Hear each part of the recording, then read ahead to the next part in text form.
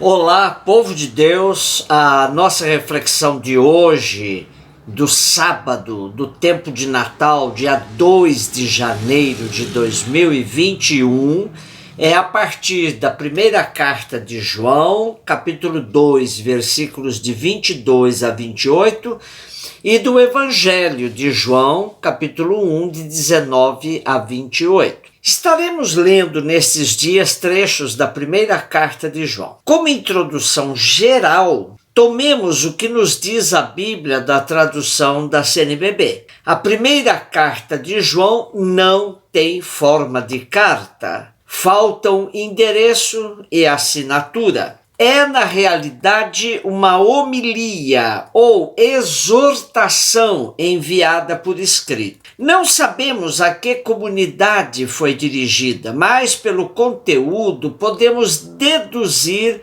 a situação, o contexto. Os fiéis se sentem inseguros. Será que eles têm comunhão com Cristo e com Deus? A essa incerteza, nosso texto responde: o verdadeiro conhecimento de Cristo, a comunhão com Ele e com Deus, consiste na fé e no amor, em crer que Jesus viveu entre nós em carne, veio da parte do Pai, e em praticar a sua palavra, amando os irmãos e repartindo com eles os bens deste mundo. Isso se chama andar na luz. Quem faz isso pode estar seguro. Os adversários mencionados na carta são os que não agem assim. Os que dizem ter o conhecimento de Deus e de Jesus Cristo, mas não amam seus irmãos.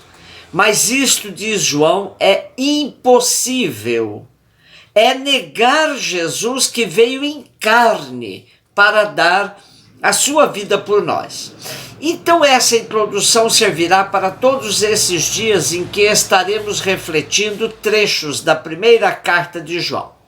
Outra consideração interessante é a organização da carta em cima de três palavras-chave: luz, do capítulo 1, versículo 5 ao capítulo 2, versículo 27, justiça, do capítulo 2, versículo 28 ao capítulo 4, versículo 6, e amor, capítulo 4, versículo 7 até o 5, versículo 12. Assim, temos uma carta que nos ajuda a caminhar na luz, praticando a justiça e vivendo o amor. O verbo mais significativo do nosso trecho de hoje é permanecer, no sentido de perseverar no ensinamento verdadeiro sobre Cristo e o Pai, e no sentido de estar vivendo em comunhão com o Filho e o Pai. João dá como motivação para esse comportamento a grande promessa que os fiéis receberam por seguirem as pegadas de Cristo: a vida eterna. Dentro da linha de pensamento de João, que destaca os binômios verdade, mentira, trevas, luz e outros, hoje temos a oposição entre o anticristo e a unção do Espírito. O anticristo é um sujeito coletivo e representa todos os que se opõem a Cristo como Filho de Deus e Messias. Os adeptos da gnose e do docetismo são os mais identificáveis dentre aqueles que dizem conhecer o Cristo e Deus, mas não vivem segundo os ensinamentos de Cristo, e aqueles que dizem que não aconteceu a encarnação real, mas apenas uma aparência.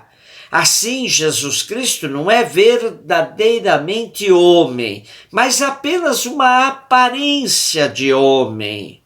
Por meio da unção do Espírito, os cristãos terão como permanecer fiéis à doutrina recebida e estarão seguros. É preciso permanecer com Cristo, pois isso assegura a todos os cristãos que vivem na prática da justiça, a certeza de estarem no caminho certo. Ora, vivemos um momento similar na igreja. Ouvimos tantos pregadores falando loucuras em nome de Jesus.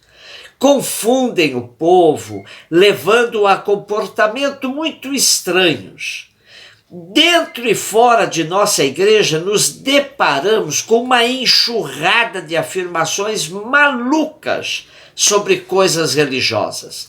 Nesses dias, eu recebi um convite para participar de pregações de uma chamada missionária católica que dizia que quem participasse de 5 primeiros sábados consecutivos sem falhar, receberia 33 graças. Coisas deste tipo.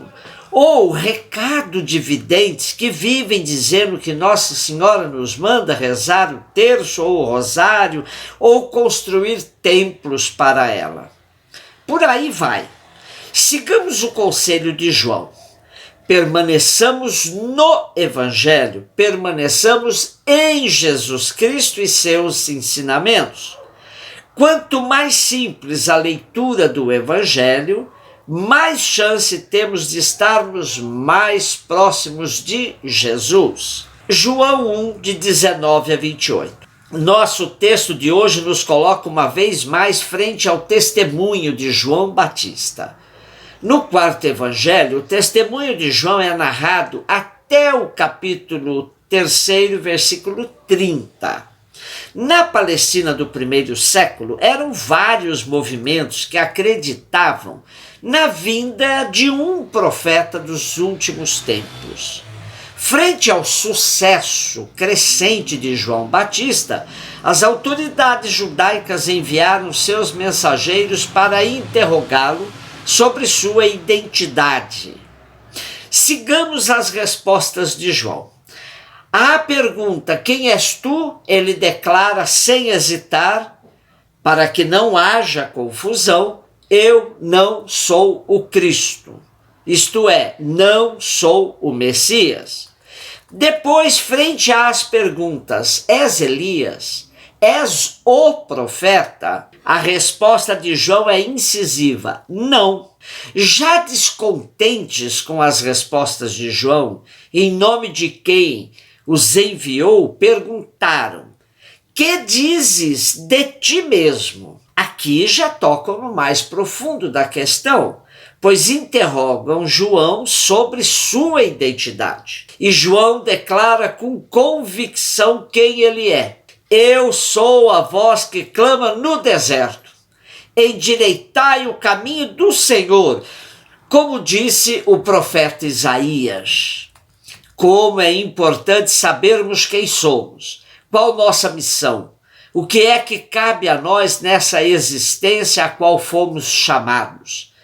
Uma grande maioria das pessoas nunca se pôs a si mesmas a pergunta fundamental da vida: que dizes de ti mesmo? Encaram-se o transcorrer dos dias numa sequência rotineira, sem qualquer sentido dado à própria vida. Alternam sentimentos de pessimismo, otimismo, narcisismo, baixo autoestima, amor e ódio, sem se darem conta do fio condutor de suas vidas. Nossa missão, assim como a de João Batista, o precursor, é endireitar o caminho para que muitos encontrem em Jesus o sentido último de suas vidas.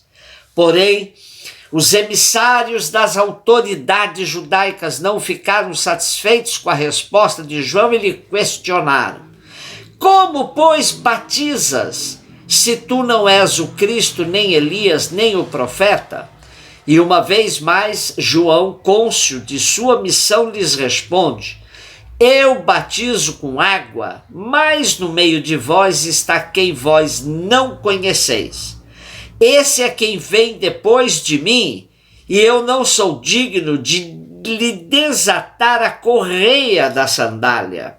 Ora, aqui estava exatamente o problema das autoridades judaicas e seus emissários. não aceitar Jesus, ou, na linguagem de João, não conhecer Jesus e nem estar interessado a dar esse passo. Com isso, João encerra o diálogo que se passou em Betânia, além do Jordão, onde João estava batizando, e que não devemos confundir com a Betânia de Marta, Maria e Lázaro, próxima de Jerusalém, mas se trata de um povoado situado à margem esquerda do Jordão, cuja localização é incerta. Fiquemos com o Evangelho. Não vamos ficar seguindo videntes, profetas, missionários, apóstolos que andam falando em nome de Jesus, mais para ganhar dinheiro, fazer sucesso, do que realmente estar nos levando ao Jesus, o homem de Nazaré, ao Cristo da glória, o nosso Salvador. Um beijo no seu coração.